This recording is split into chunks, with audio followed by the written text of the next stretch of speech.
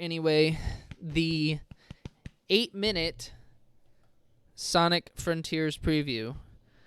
So here's the video that they posted on IGN while that was happening. Because great. Sonic's done a lot in 30 years. He's been a pioneer of the high-speed 2D platformer, an Olympic athlete, a respectable kart racing enthusiast, a fighter, a TV star, This is such and an a IGN Hollywood intro. blockbuster movie star as well. But he's never done open world, and Sonic Frontiers fixes to change that. I was fortunate enough to be one of the first people outside of Sonic Team to go hands-on with Sonic Frontiers, and let me just say, if you're worried about how the blue blur will fare in this unfamiliar genre, well, I think Crush 40 probably put it best. Open your heart, it's gonna be alright. Oh, I thought... Never mind. Jesus, that was such a... Okay. I love that intro. So IGN was how uniquely somber and serene it was right from the outset. After flying into a wormhole with Tails and Amy, Sonic finds himself separated from his friends and all alone on an isolated island, with nothing but an AI voice guiding him to collect the Chaos Emeralds. There's no one for Sonic to bounce quips off of, no energetic Crush 40 soundtrack, just wide open fields as far as the eye can see. There's an air of mystery in Sonic Frontiers, and it's a vibe that's driven home even further by the beautiful yet minimalist piano melodies that accompany Sonic as he explores the island. And we did see this here.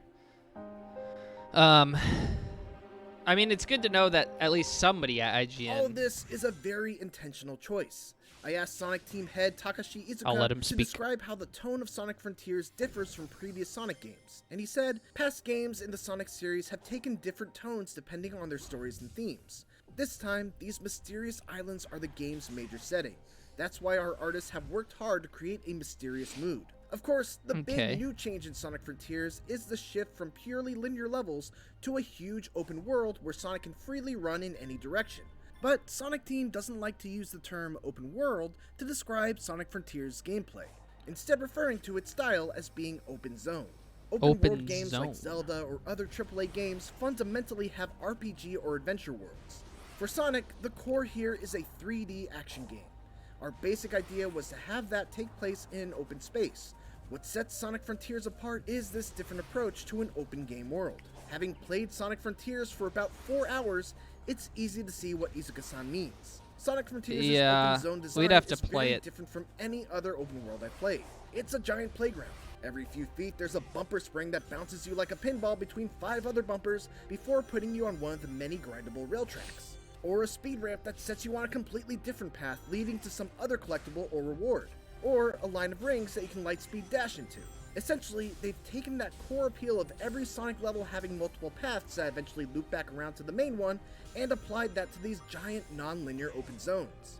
One thing that has to be noted is that very few of these elements are built into the environmental design, meaning that rails, platforms, boost rings, and so on are just inexplicably floating in the air all around, which isn't totally unusual for a Sonic game, but it feels especially jarring in Frontiers in particular because of the frequent and sudden pop-in of these objects and the otherwise very naturalistic art style. Of course, it's worth emphasizing that this gameplay and the version that I played were from an early build, but this is definitely an area that I would hope to see improvement in the final version. Beyond that, there are also a wide variety of puzzles and challenges that are littered throughout the zone, and completing them is how you uncover sections of your map. Most of these are very simple, requiring you to orient a statue the correct way, quickly hop back and forth between colored tiles, or use Sonic's new side loop ability to draw circles around certain objects in the environment to interact with them. The best ones though are the races against the clock where you have to get from point A to point B in a limited amount of time. The openness of Frontiers level design makes straightforward races like these a ton of fun, because you have to try and improvise a path to the end that might not be immediately obvious.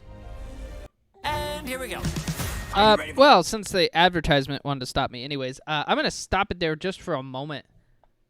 So there's a lot going on with Sonic Frontiers. I do like this preview more than what they've shown. I mean, it's a lot of the similar gameplay. And I'll just let the ad play and we'll move. It's for Sonic 2. But everything he says so far is makes me feel better about what was like shown and all that stuff. But I'll let him continue here. We'll just watch it all together. Why not? There are some exceptions, but combat in traditional Sonic games generally isn't a thing that goes much deeper than jumping, rolling, or using a homing attack into enemies at the right time. That Correct. changes in Sonic Frontiers, which now has you fighting all sorts of wandering enemies and mini-bosses using an all-new array of incredibly flashy attacks. It's not all style and no substance though. Sonic is able to quickly dodge using the bumper buttons on the gamepad, and The by dodge pressing is them pretty together, sweet. he can even parry attacks with the right timing. His homing attack also feels much more powerful, landing with a ton of impact and keeping Sonic stuck to his enemy, allowing for a flurry of follow-up strikes. One of the things I really appreciate about the combat from what I played is that there are usually multiple ways to deal with specific enemies. Like, take for example this guy, who has an impenetrable shell that he can expand into spinning blades and throw at you. One way to deal with him is just to carefully time your homing attacks so you don't get hit by the blades. But if you do that, the window to damage him is small. To increase that window, you can either parry the blades and knock them away right before they hit you, or you can even use Sonic's side loop ability to encircle the enemy, which causes the shell to go flying upwards. Defeating these enemies will reward you with EXP that you can use to purchase new skills from a skill tree, which gives Sonic Frontiers a really nice feeling of power progression, So there's a skill even in tree. just the relatively short amount of time that I played.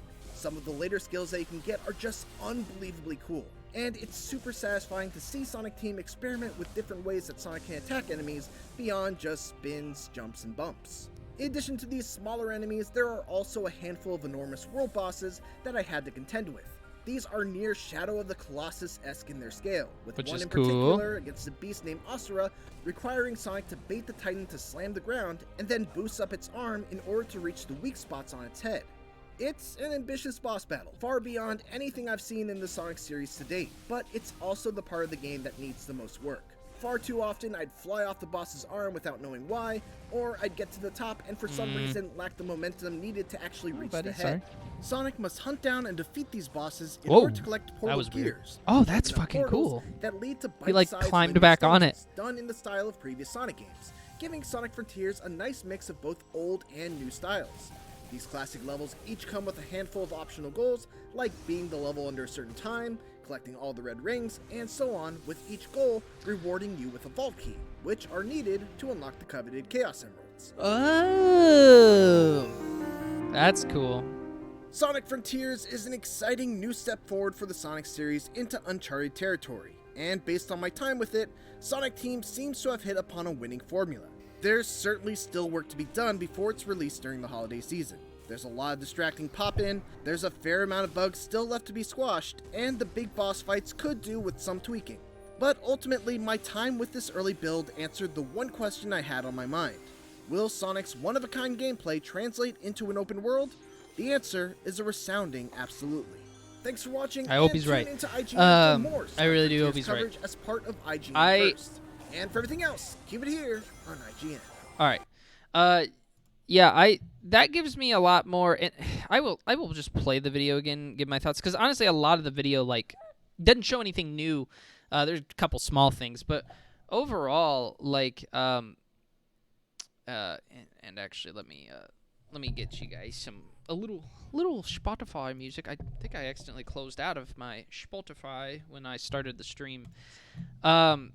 But yeah, I feel a lot better based on the things that he said there, because everything he says sounds very... What? Did that just stop? Oh, it's the end of the song. Oh my goodness. There, whatever. Sonic Adventure 2 music. So, yeah, I do feel like a lot better about a lot of the things that he kind of said there. Because he does point out the flaws that some people were... And who was this? Mitchell Saltzman popped on the screen at the perfect time.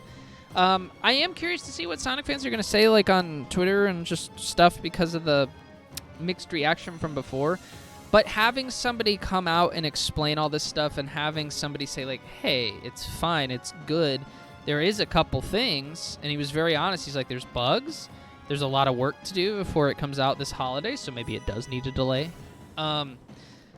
And there is some things like the jarring rails and stuff that, but to me it sounds like he's kind of saying like there are issues, but nothing here right now is gonna kill the game, but it might hurt it. Yes, especially like the boss battles. That's something that a lot of people didn't mention, like, and that you don't see in the video, right? Like without him saying that, we wouldn't really know like there's some issues with the giant boss battles, like falling off and you don't really know why you fell off and stuff like that.